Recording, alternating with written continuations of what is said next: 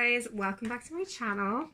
You'll notice I got my hair cut. I hope you like it. I love it. I'm so obsessed. I just wanted to do a quick video on a discovery of witches. So this book is amazing.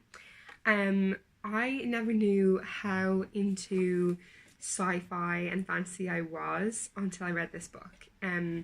If you haven't heard of Discovery of Witches, you might have heard of the Sky program that's been on recently.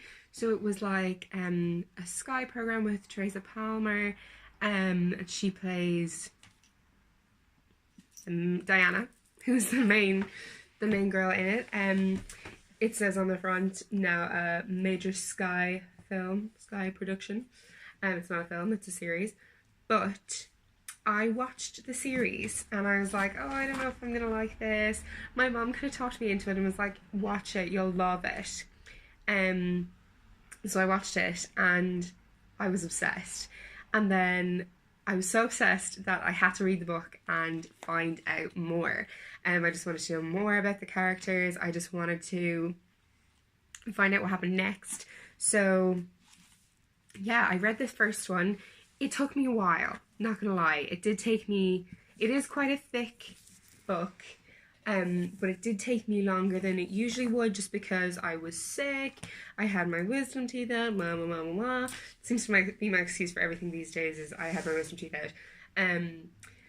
But it really did take it out of me and I wasn't really able to read. And now I have the second one, but I haven't started reading it yet because I'm focusing on studying just for the next week and a half until I have my Irish exam out of the way and my opera exam out of the way, and then boom, I can go back to reading everything again. So it's too enthralling. I want to read it at every moment I can, and at the moment I just don't have time for that. So yeah, I'm gonna wait until I'm done my exams in a week and a half, and then I'm just gonna sit down and read the second one at every spare moment I have, because that is just what you want to do with these books. So let me tell you a bit about it without giving the game away. And Discovery of Witches is about Diana. So Diana is a witch and she has been suppressing her powers her whole life because of an incident in her childhood, let's say. And yeah, she doesn't want to be a witch. She doesn't want anything to do with it. She maybe uses magic 3-4 times a year. If, she kind of loses the plot at the washing machine, that kind of thing. And then she meets a vampire. And the vampire is you read the book and you're like, oh my god, he's so hot.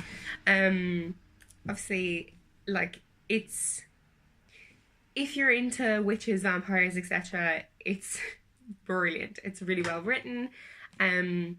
It's a world, it's set in modern times, which I really, really like, because it's set in modern times and they have to keep themselves secret from the humans, but they also have human friends. Well, human acquaintances. So the witches and the vampires, and there's also demons as well. And the demons they're in the normal world, but they're not allowed to be friends with each other, really. It's a rule. But of course, Diana and Matthew are very drawn together. Matthew is the vampire. They are drawn to each other. And basically, the book is about their struggle to be together and how that pans out. So again, I won't give the game away and tell you too much, but there's a manuscript. Diana is also an alchemist, so well, not an alchemist, she's studying the history of alchemy. So she's a professor or a fellow. Got it. It's I never even read this book. I read this book. She's a fellow at Oxford, and she is studying historical alchemy, which is interesting because, of course, she is a witch, but no one knows that, and she's trying to make her career on her own without her magic. Little does she know it's been seeping into her everyday life more than she knows.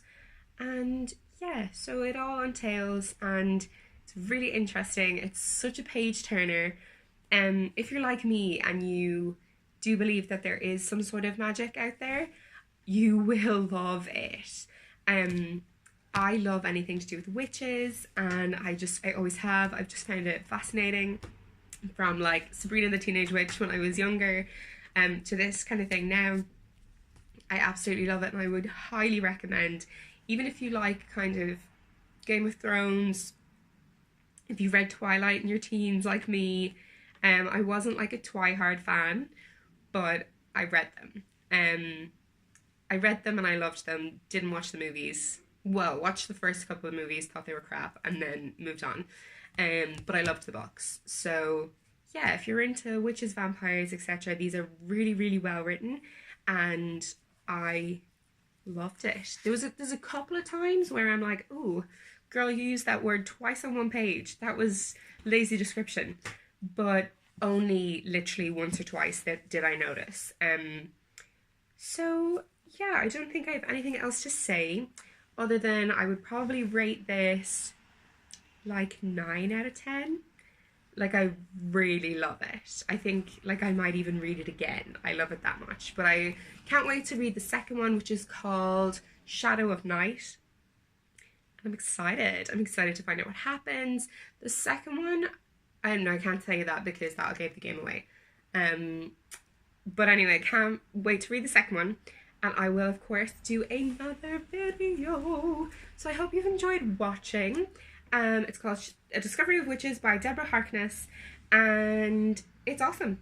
So go give it a read. And do subscribe. And don't forget to check out my website, myprettyperfectmess.com. And follow me on Instagram. Thanks, guys.